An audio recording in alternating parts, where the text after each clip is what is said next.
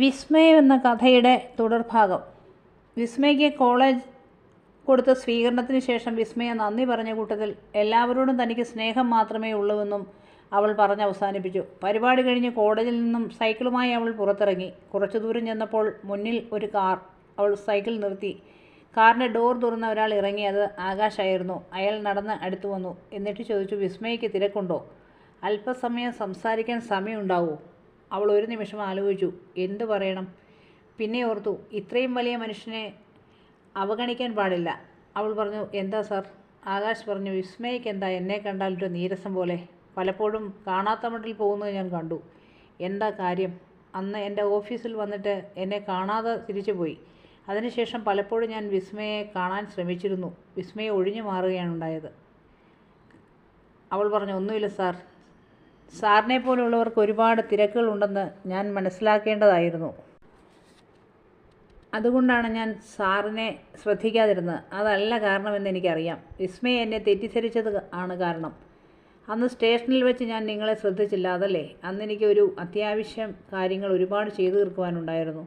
അത് കഴിഞ്ഞ ഉടനെ നിങ്ങളെ ഞാൻ അന്വേഷിച്ചു. അപ്പോഴേക്കും നിങ്ങൾ പോയി കഴിഞ്ഞിരുന്നു. പിന്നീട് ഞാൻ നിങ്ങളെ അന്വേഷിച്ച് നിങ്ങളുടെ വീട്ടിൽ വന്നിരുന്നു പല പ്രാവശ്യം. അപ്പോഴൊന്നും നിങ്ങൾ അവിടെ ഉണ്ടായിരുന്നില്ല. വഴിയിൽ വെച്ച് വിസ്മയോട് ഞാൻ സംസാരിക്കാൻ ശ്രമിച്ചിരുന്നു.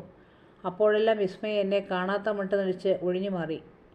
എന്താണതിന് കാരണം? വിസ്മയ പറഞ്ഞു, സാർ, അന്ന് ഞങ്ങൾ സ്റ്റേഷനിൽ വന്നത് സാറിനെ കണ്ട് ചില കാര്യങ്ങൾ സംസാരിക്കാനായിരുന്നു. സാറിൻ്റെ സുഹൃത്തായിരുന്നല്ലോ എൻ്റെ സാർ ജയശങ്കർ. അദ്ദേഹം ഒരു ദിവസം എന്നെ വിളിച്ച് കുറേ അധിക്ഷേപിച്ചു. സാറിനെ ഞാൻ ശല്യം ചെയ്തതെന്നും വണ്ടിയുടെ മുൻപിൽ ഞാൻ അറിഞ്ഞുകൊണ്ട് ചാടിയതാണെന്നും ആ ഇനത്തിൽ കുറേ കാശ് മേടിച്ചെടുത്തെന്നും ഇനിയെങ്കിലും ശല്യം ചെയ്തെന്നും സാറ് പറഞ്ഞതായി അദ്ദേഹം എന്നോട് പറഞ്ഞു. അത് കേട്ടപ്പോൾ എനിക്ക് ഒരുപാട് വിഷമം തോന്നി. മനസ്സിൽ പോലും ഓർക്കാത്ത കാര്യങ്ങൾ പറഞ്ഞു കേട്ടപ്പോൾ സാറിനോട് നേരിൽ കണ്ട് അന്വേഷിക്കണമെന്ന് ഉണ്ടായിരുന്നു. അത് അതിമോഹമാണെന്ന് പിന്നീട് മനസ്സിലായി. അതുകൊണ്ടാണ് തിരിച്ചു പോയത്. സാറിനെ പോലുള്ളവരോട് ചോദ്യങ്ങൾ ചോദിക്കാനും ഉത്തരങ്ങൾ പറയാനുമൊന്നും അർഹതയില്ലെന്നും എന്നെപ്പോലുള്ളവർക്ക് അതിനുള്ള യോഗ്യതയില്ലെന്നും അവിടെ വന്നപ്പോൾ മനസ്സിലായി. തന്നെയുമല്ല, സാറ് പറയാതെ ജയശങ്കർ സാർ ഒന്നും അറിയില്ലല്ലോ. പക്ഷേ അതിന് അകത്ത് കുറച്ച് അസത്യങ്ങളുണ്ടായിരുന്നു. ഞാൻ സാറിനോട് പണം പിരിച്ചെന്നും മറ്റും ചില കാര്യങ്ങൾ. സാരമില്ല, അവനവൻ ആരാണെന്ന് ഇങ്ങനെയുള്ള കാര്യങ്ങളിലൂടെ മനസ്സിലാക്കാൻ സാധിക്കും. എങ്കിൽ ഞാൻ പോയിക്കോട്ടെ സാർ? വിസ്മയ ഒരു നിമിഷം. ഞാൻ അങ്ങനെയൊന്നും ജയശങ്കറിനോട് പറഞ്ഞിട്ടില്ല. തന്നെ എങ്ങനെ പരിചയമുണ്ടായി എന്ന് ചോദിച്ചപ്പോൾ ഞാൻ നടന്ന കാര്യങ്ങൾ പറഞ്ഞു. ബാക്കിയെല്ലാം ജയശങ്കർ തന്നെ ഉണ്ടാക്കിയ കഥകളാണ്. അത് കാര്യമാക്കണ്ട, അത് പോകട്ടെ. എന്താ ജയശങ്കറിന് തന്നോട് ഇത്ര ദേഷ്യം? വിരോധമില്ലെങ്കിൽ എന്നോട് പറയാമോ? വിസ്മയ ആലോചിച്ചതിന് ശേഷം പിന്നീട് ഓർത്തു, താനെന്തിനു പറയാതിരിക്കണം? ഇതുവരെ ഞാനായിട്ട് ആർക്കും ഒരു ശല്യവും ഉണ്ടാക്കിയിട്ടില്ല. എന്നിട്ടും എനിക്ക് സ്വസ്ഥതയും സമാധാനവും തരികയില്ലെങ്കിൽ ഇനി ഒന്നും മറയ്ക്കേണ്ട ആവശ്യം തനിക്കില്ല. അവൾ ആകാശിനോട് പറഞ്ഞു, സർ, ജയശങ്കർ സാറിൻ്റെ അച്ഛൻ്റെ പെങ്ങളുടെ മകളാണ് ഞാൻ. അമ്മയെ അച്ഛൻ വിവാഹം കഴിച്ചതും മറ്റും ഉള്ള കാര്യങ്ങളെല്ലാം വിസ്മയ പറഞ്ഞു. എല്ലാം കേട്ട് കഴിഞ്ഞപ്പോൾ ആകാശ് ചോദിച്ചു, അതിന് വിസ്മയ എന്ത് കുറ്റമാണ് ചെയ്തത്? ഞാനൊരു കുറ്റവും ചെയ്തിട്ടില്ല സാർ. എൻ്റെ അമ്മയുടെ പേരിൽ കുറച്ച് സ്വത്തുക്കളുണ്ട്. അതെങ്ങനെയെങ്കിലും അടിച്ചെടുക്കണം. ഞാൻ ചോദിക്കുമെന്ന് ഭയന്നാണ് ഈ പടയൊരുക്കം. എന്നെ എങ്ങനെയെങ്കിലും ഈ നാട്ടിൽ നിന്ന് ഓടിക്കണം, അത്രയേ ഉള്ളൂ. ഞാൻ ബന്ധുവാണെന്നെങ്കിലും അറിയുമോ എന്ന ഭയം.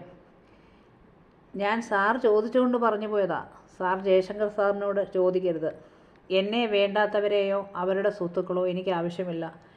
ഇതുവരെ ഞാൻ മുള്ളുകളുള്ള വഴിയാണ് നടന്നത്.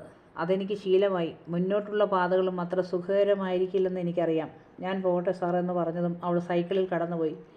അവൾ കണ്ണിൽ നിന്നും മറയുന്നവരെ അയാൾ അവളെ തന്നെ നോക്കി നിന്നു. ആകാശ് തിരിച്ചു പോയപ്പോഴും മുഴുവൻ സമയവും വിസ്മയെക്കുറിച്ചാണ് ചിന്തിച്ചത്. വിചിത്രമായിരിക്കുന്നു അവളുടെ കഥകൾ. പിന്നീട് ജയശങ്കറിൻ്റെ കാര്യവും ആലോചിച്ചു. ജയശങ്കർ ഇതെല്ലാം എന്നിൽ നിന്ന് മറച്ചു വെച്ചു. പാവം പെൺകുട്ടി. അവളെ സംരക്ഷിക്കേണ്ടവർ തന്നെ അവളെ ദ്രോഹിക്കുന്നു. കഷ്ടം. വിസ്മയ വീണ്ടും തൻ്റെ ജീവിത പ്രശ്നങ്ങളിലേക്ക് കടന്നു. ടെസ്റ്റുകൾ പലതെഴുതി. ഒരു വർഷത്തിനുള്ളിൽ പലതിൻ്റെയും റിസൾട്ടുകൾ വന്നു. പലതിലും പാസ്സായി. അതിലൊരു SI ടെസ്റ്റിൻ്റെ റിസൾട്ടുമുണ്ട്. അങ്ങനെ അതിൻ്റെ ഇൻ്റർവ്യൂവും മറ്റും കഴിഞ്ഞു. അതിലും വിസ്മയ പാസ്സായി. അങ്ങനെ വിസ്മയയ്ക്ക് സെലക്ഷൻ കിട്ടി. റാങ്ക് ലിസ്റ്റിൽ പേര് വന്നു. വാസുദേവന് അതിയായ സന്തോഷം തോന്നിയെങ്കിലും വാസുദേവനൊരു മൗനം കുറച്ച് ദിവസങ്ങളായി വിസ്മയ ശ്രദ്ധിച്ചുകൊണ്ടേയിരുന്നു. ഒരു ദിവസം വിസ്മയ ചോദിച്ചു, എന്താ വാസുവേട്ട കാര്യം? അയാൾ ഒന്നും പറഞ്ഞില്ല. വിസ്മയ പറഞ്ഞു, എനിക്കറിയാം, എനിക്ക് ജോലി കിട്ടിയാൽ ഞാൻ പോകും എന്നോർത്തല്ലേ. അതോർത്ത് പേടിക്കണ്ട. വിസ്മയ എവിടെ പോയാലും വാസുദേവനും ഉണ്ടാകും കൂടെ. അത് കഴിഞ്ഞേ ഉള്ളൂ മറ്റാരും. വേണ്ട കുഞ്ഞെ, വാസുദേവൻ പറഞ്ഞു. വാസുദേവൻ ഇനി ഇവിടെ നിന്നോളാം. കുഞ്ഞിന് നേരം കിട്ടുമ്പോഴൊക്കെ ഇങ്ങോട്ടൊന്ന് വന്നാൽ മതി. ഇവിടുത്തെ കാര്യങ്ങൾ നോക്കാനും ഒരാൾ വേണ്ടേ. കുഞ്ഞിനി ഒരു കൂട്ടിൻ്റെ ആവശ്യമൊന്നുമില്ല. വലിയ എസ് ആയല്ലോ. ഇനി വാസുദേവനും ഒന്നും പേടിക്കാനില്ല, വാസുദേവൻ അഭിമാനത്തോടെ പറഞ്ഞു. അവർ ഇരുവരും മനസ്സ് തുറന്ന് ചിരിച്ചു. ആദ്യമായി അങ്ങനെ. വിസ്മയയ്ക്ക് ട്രെയിനിങ്ങിന് പോകണം. അതിൻ്റെ സമയമായി.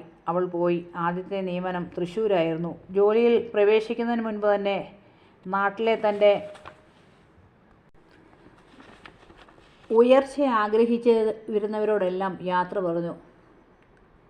തന്നെ പഠിപ്പിച്ച അധ്യാപികയ്ക്ക് ദക്ഷിണയും കൊടുത്ത് സേവ്യർ ജെറ്റിനോടും മീൻ ചന്തയിലെ തൻ്റെ സുഹൃത്തുക്കളോടും യാത്രയും പറഞ്ഞ് അവൾ വാസുദേവനെയും കൂടി തൃശ്ശൂർക്ക് പോയി. അടുത്ത ഭാഗവുമായി വീണ്ടും കാണാം.